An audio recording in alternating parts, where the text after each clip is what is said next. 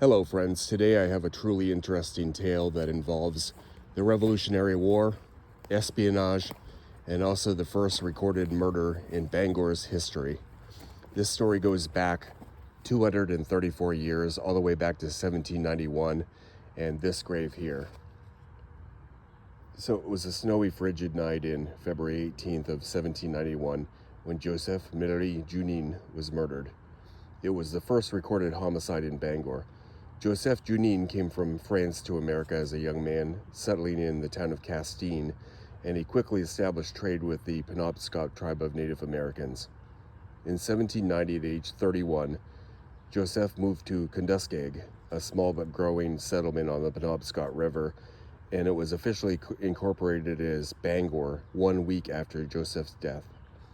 Joseph continued trade with the Native Americans. He swapped cloth, rum, and blankets for furs, which of course he went on to sell.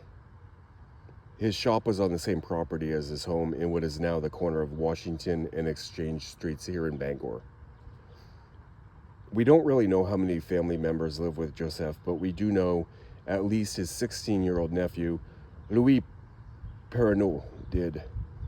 Young Louis was very high-strung, and his family in France actually sent him to live with Joseph, his uncle, to calm him down because he was a very high-strung youth. They couldn't really control him in France. And his father was actually a marquis, and so his family was well connected in France. So on the night of February 18th of 1791, Louis burst into the house of the neighbors that he and his uncle had. The neighbors were named Jacob and Elizabeth Dennett. And he was very upset. He talked excitedly about angry Indians around his uncle's house, and he claimed that his uncle was in danger, that his life was in danger. The Dennetts said, "No, Louis, everything's fine." They tried to calm him down, and they sent him on his way. So shortly thereafter, the Dennetts actually heard gunfire coming from Joseph's home, and they found him dead with 3 bullets in his head, and furs were scattered all over the home. So they formed a search party based on what his nephew had told them, and they went looking for the alleged Native Americans that had murdered him. Nobody was found. There was a colonel named John Eddy who was actually a Revolutionary War leader, and he founded the nearby town of Eddington, not too far from here. So Colonel John Eddy issued a warrant for Louis Perrenot's arrest, and he was arrested on February 22nd, 1791. While in jail, Louis wrote letters to the French consul in Boston, and he actually wrote a letter to President George Washington. He was asking the consul for help with legal defenses and Washington for mercy. Trial was held in July of 1791 in Lincoln County at the Pownell Borough Courthouse in what is now Dresden, Maine.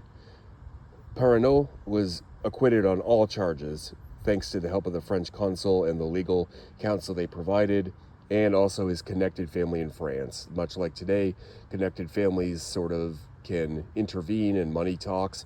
That's what happened in this case. The family might have come through for Louis just in time, because 2 years later, the Reign of Terror began in France, and that resulted in the execution of 16,000 aristocrats. Now, to be fair, I will always try to be as accurate as possible and tell you when I don't know for sure if something's true or not, and this is no different. So we don't know for sure that Louis Perrenot murdered Joseph Marie Junin, but common theories point to the nephew. It doesn't look good that he sort of fabricated a story and no other culprits were found. But the story takes some more interesting turns. The aforementioned Colonel John Eddy thought that the name Junin was an alias, and that in addition to trading supplies with the Native Americans, he actually traded information on American military movements, and he shared that with the British. So he may have been actually a British spy, and of course this was right after the Revolutionary War. Anti-British sentiments were still very high.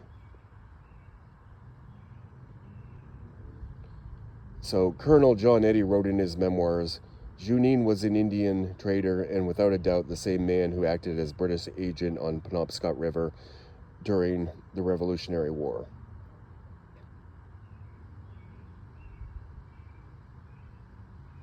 The man that he thinks he was actually was a man named Lunier.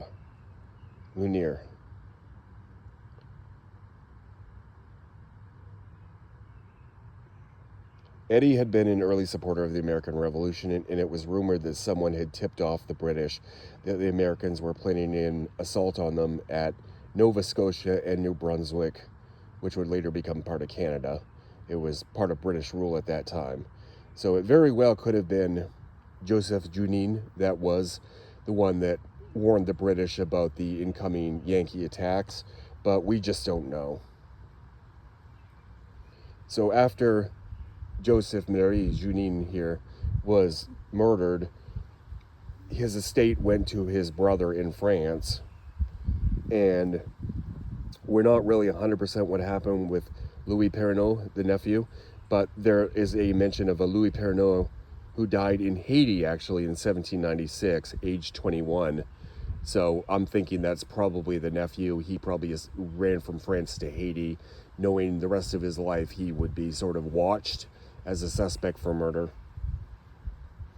So the final interesting piece of this saga was Joseph here was buried on what is now Oak Street, Bangor, Maine, which was an old cemetery.